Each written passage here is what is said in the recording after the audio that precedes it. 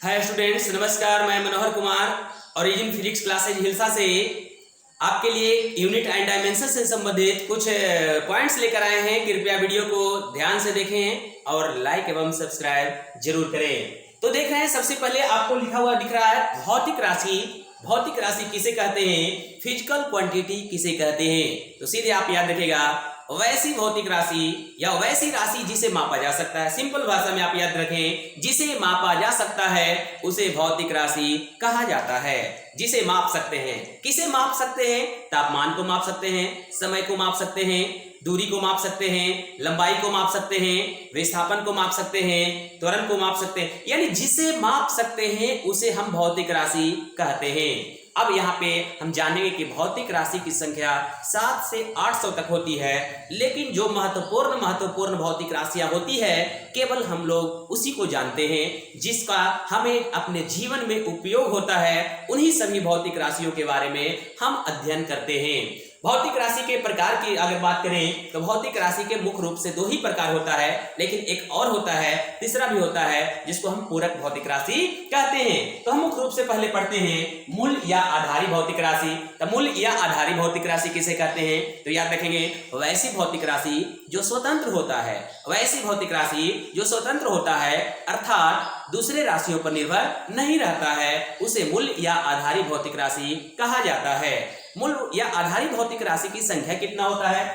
तो मूल या आधारी भौतिक राशि की संख्या 7 होता है, जिसको हम लोग पहला कहते हैं लंबाई। सबसे पहले हम जानते हैं लंबाई मात्रा की बात करेंगे तो मीटर होता है।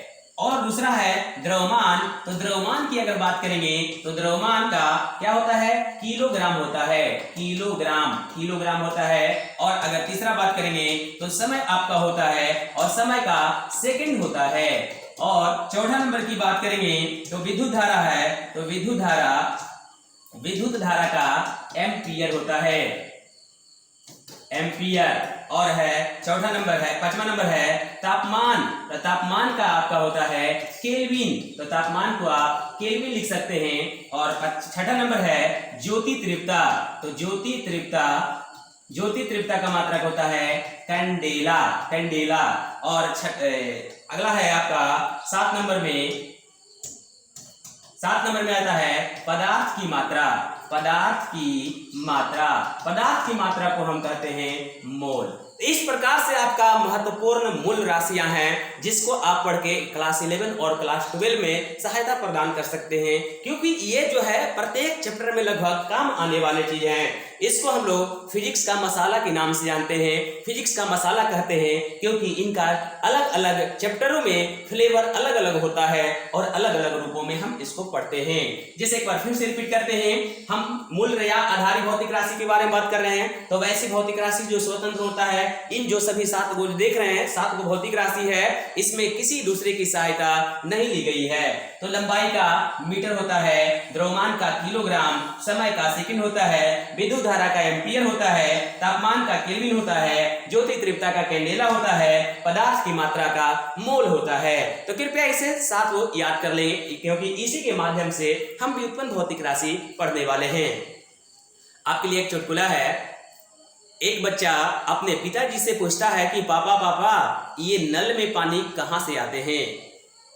तो पापा उतना सीरियस नहीं लिए, बता दिए कि यह पानी नदी से आता है। तो बच्चा जिद करने लगा कि हमें वह नदी देखनी है कि वह पानी कहाँ से आ रही है।